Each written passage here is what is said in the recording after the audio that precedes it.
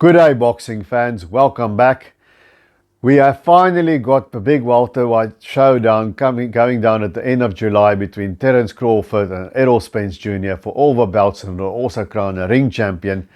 But to get us in the mood for that, before that, this weekend on Saturday, we've got not one, not two, but four of the world's top 10 world-class welterweights wait for this, fighting each other and putting their records at risk. Now, I'm talking, of course, about the fight between Vergil Ortiz and Eimantas Stanionis, and the other one against Jaron Ennis and Roiman Vergil. If that's something that gets you as excited as I am, stick around.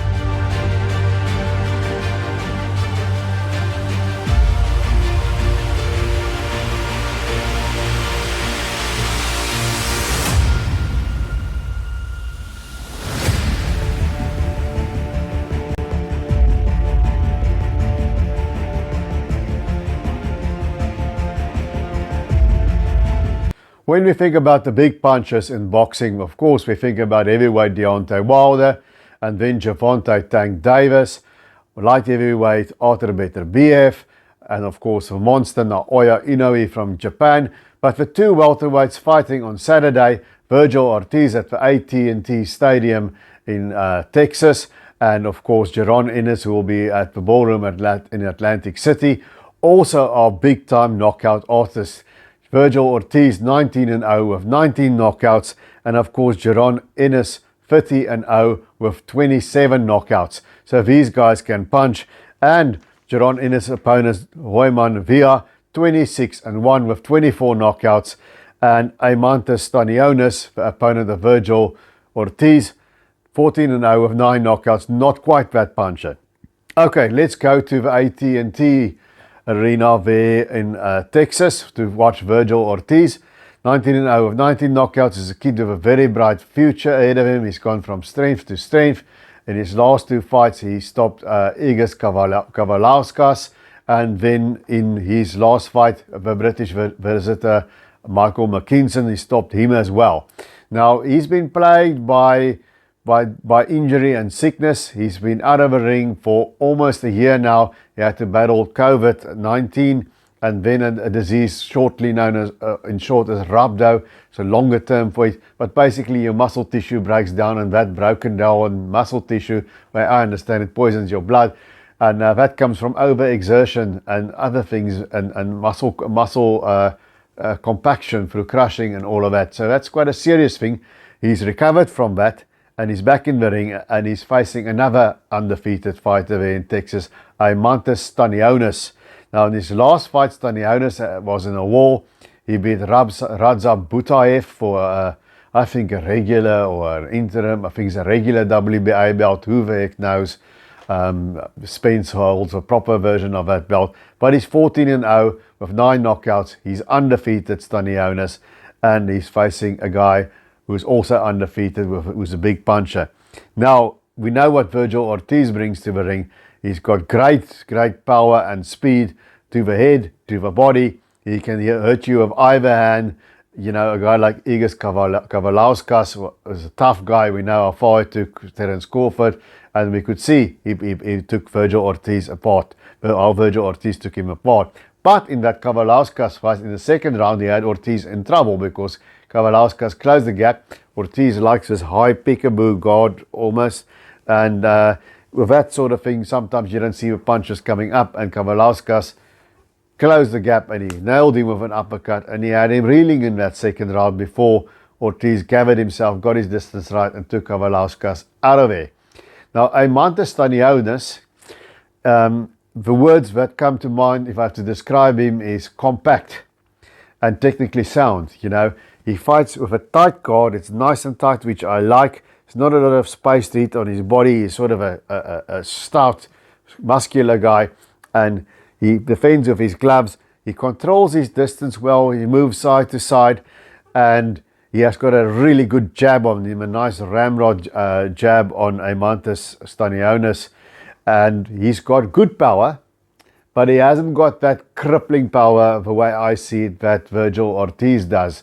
So Rudzab Butaev, we know, is a tough guy, and he hit him with everything. He used his jab. Every time he saw a gap, the punch was there. But Butaev also, his face wasn't looking good, Stanionis. After that fight, he only won, I think it was a split decision, and he was in a war. But he has been inactive for even a few days longer than Vergil Ortiz. So they've got the same levels of inactivity going in. Now, what do I see in this fight? I think Stanionis is going to be a bit more wary than he was at Butaev. I think he's going to pot shot and move a bit more, or he might come forward and try and crowd Ortiz. There's a big asterisk hanging over Ortiz, and that's his health issues. And I know his father trained him. I think there were also sort of issues in that camp, sort of similar to Teofimo Lopez. Not quite sure. I don't get into the fighters' personal lives and outside of the ring shenanigans much. But COVID-19 can be a heavy thing, as can Rabdo be, that he's battled. So the question mark is he diminished or is he back to 100% health? If he's not at 100%, a guy like Eimantas Stanionis, a rugged guy, a technically sound guy, a guy that's also pesky, that's always in your face. Stanionis reminds me a little bit of a middleweight who now fighting at super middleweight, Sergei Derevyanchenko. To me, he's that kind of fighter. He's technically sound, he's compact, he's strong, he's tough, he's got good power, not great power. He's not slow, but he's not lightning fast. He's that kind of guy, Stanionis. So to me, that's the difference between the two, Vergil Ortiz and Eimantas Stanionis. It's an elite level talent against a world-class, very good talent. There's a difference between the two, and I think that will be telling. I think it will be a good fight. If Stanionis comes forward, we're in for a war. I don't think he's got the quickness of feet to fight off a back foot all the time, even though he's got the technique. He is technically sound with his feet and with his hands. And I think if Vergil Ortiz is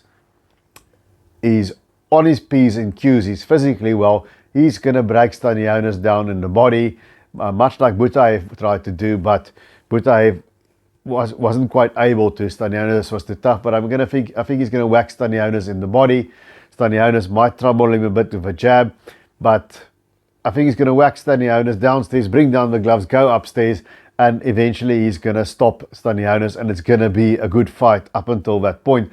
So if he's healthy, I'm going for Vergil Ortiz by TKO in about 7 rounds or so. 7 to 9 rounds. I think it's Vergil Ortiz is going to win on a stoppage.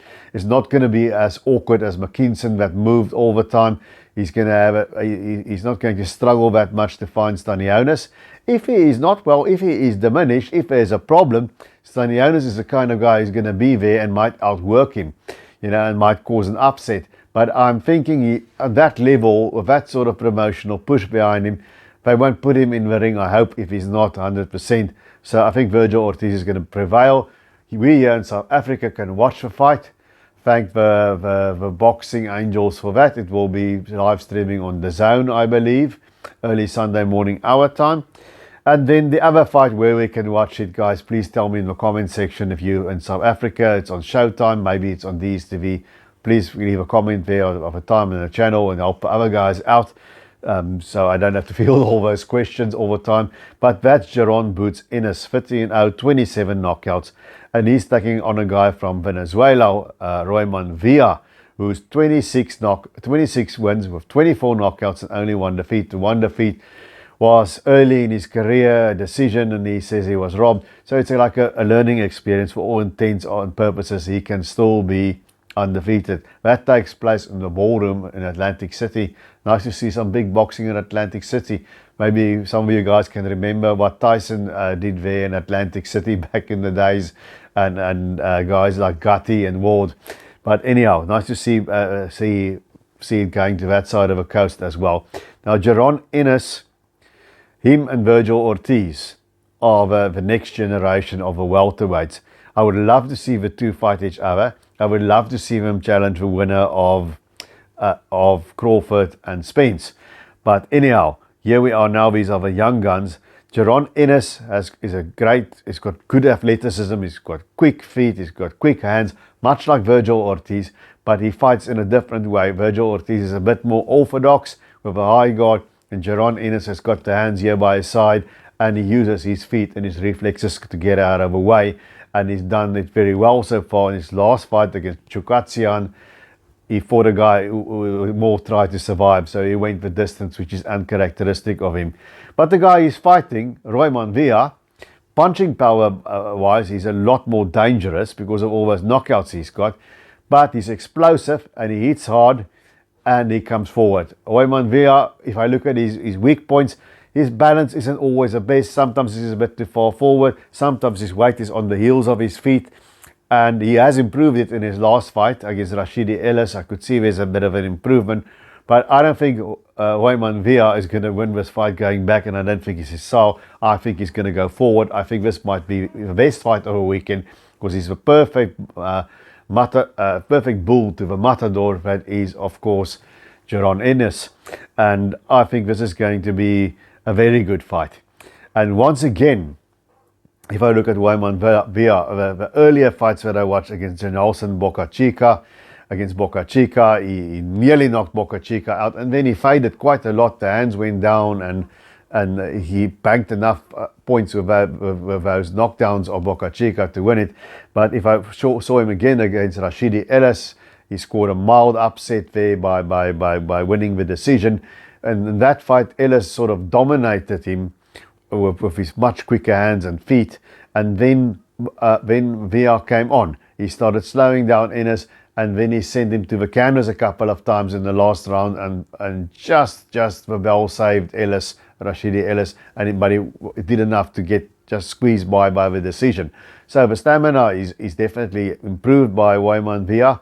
The balance is improved, but a quick, speedy boxer, as we saw there against Rashidi Ellis, is going to give him trouble unless he can break him down Chavez style against Meldrick Taylor. And that's what he's going to try and do against Jaron Ennis. But unlike Rashidi Ellis, Jaron Ennis is a much better puncher.